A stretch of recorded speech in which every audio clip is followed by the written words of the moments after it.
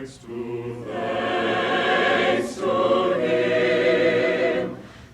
be allowed to call on the President of the United States, Ronald Reagan, for a few remarks, and to welcome his lovely wife and our lovely First Lady to this breakfast, Nancy Reagan.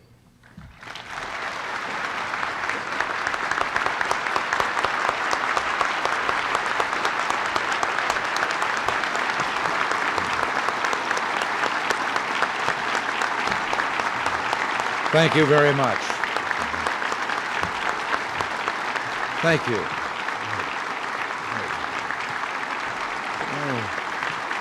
Thank you, please.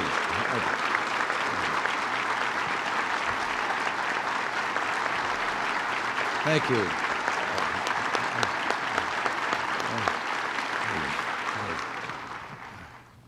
Thank you all very much.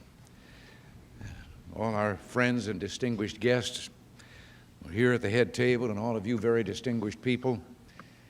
General Vesey, I am terribly tempted to call for a vote right now on the defense budget.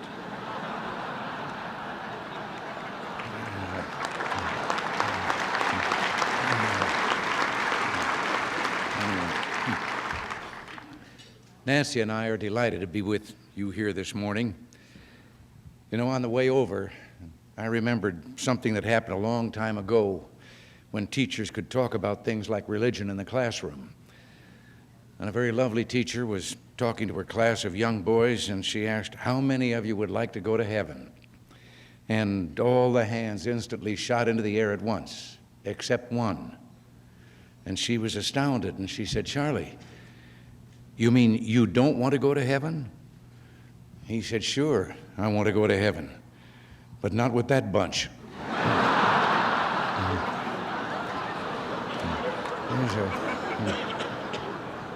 Maybe there's a little bit of Charlie in each of us. But somehow I don't think that wanting to go to heaven, but only on our terms, and certainly not with that other bunch, is quite what God had in mind.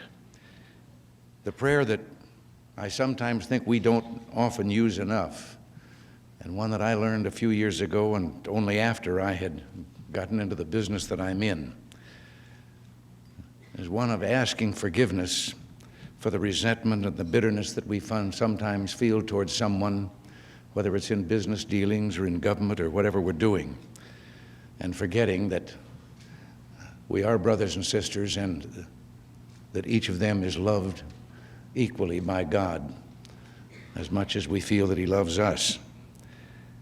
I'm so thankful that there will always be one day in the year when people all over our land can sit down as neighbors and friends and remind ourselves of what our real task is. This task was spelled out in the Old and the New Testament. Jesus was asked, "Master, which is the great commandment in the law?" And He replied, "Thou shalt love the Lord thy God with all thy heart and with all thy soul and with all thy mind. This is the first and great commandment.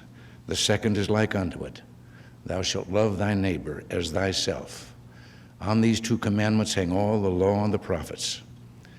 Can we resolve to reach, learn, and try to heed the greatest message ever written, God's Word in the Holy Bible? Inside its pages lie all the answers to all the problems that man has ever known. Now, I am assuming a new position, but I should warn our friends in the loyal opposition, this new job won't require me to leave the White House. With the greatest enthusiasm, I have agreed to serve as honorary chairman for the year of the Bible. And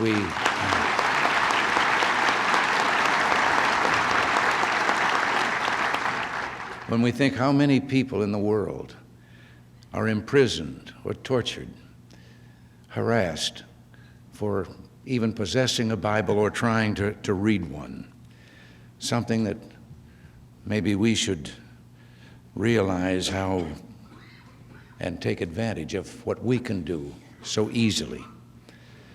In His lessons, in the great wealth of its words, we find comfort, strength, wisdom, and hope. And when we find ourselves feeling a little like Charlie, we might remember something that Abraham Lincoln said over 100 years ago. we have forgotten the gracious hand that preserved us in peace and multiplied and enriched and strengthened us. And we have vainly imagined in the deceitfulness of our hearts that all these blessings were produced by some superior wisdom and virtue of our own. We have become too proud to pray to the God that made us. Well, isn't it time for us to say we're not too proud to pray? We face great challenges in this country, but we've faced great challenges before and conquered them. What carried us through was a willingness to seek power and protection from one much greater than ourselves, to turn back to Him and to trust in His mercy. Without His help, America will not go forward. I have a very special old Bible, and alongside a verse in the second book of Chronicles, there are some words handwritten, very faded by now. And believe me, the person who wrote those words was an authority.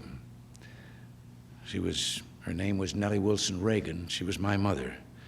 And she wrote about that verse, a most wonderful verse for the healing of the nations. Now, the verse that she'd marked reads, "If my people which are called by my name shall humble themselves and pray and seek my face and turn from their wicked ways, then will I hear from heaven and will heal their land." I know that at times, all of us, I do, feel that perhaps in our prayers we ask for too much. And then there are those other times when we feel that something isn't important enough to bother God with it. Maybe we should let Him decide those things. The war correspondent Margaret Higgins, who received the Pulitzer Prize for international reporting because of her coverage of the Korean War, among all her writings, had an account one day of the 5th Company of Marines, who were part of an 18,000-man force that was in combat with 100,000 of the enemy. And she described an incident that took place early, just after dawn on a very cold morning. It was 42 degrees below zero. And the weary Marines, half frozen, stood by their dirty, mud-covered trucks, eating their breakfast from tin cans. She saw one huge Marine who was eating cold beans with a trench knife. His clothes were frozen, stiff as a board. His face was covered with a heavy beard and crusted with mud. And one of the little group of war correspondents who were on hand went up to him and said, "If I were God and could grant you anything you wished, what would you most like?" And the Marine stood there for a moment, looking down at that cold tin of beans. And then he raised his head and said, "Give me tomorrow."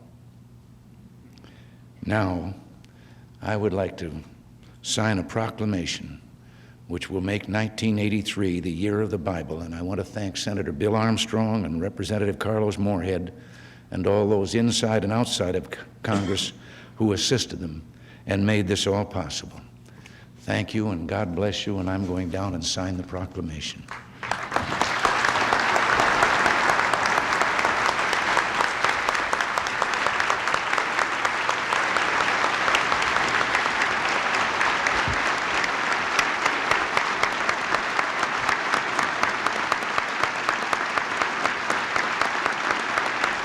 Second or third day. Don't write veto.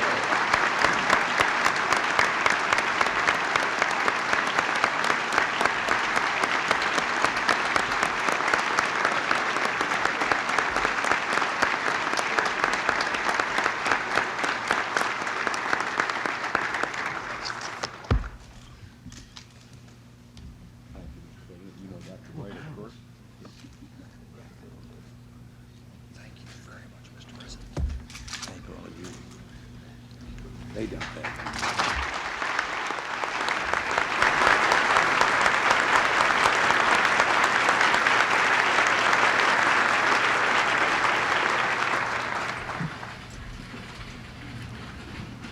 At this time, I'd like to call on the Honorable Charles Whitley to lead us in a closing song.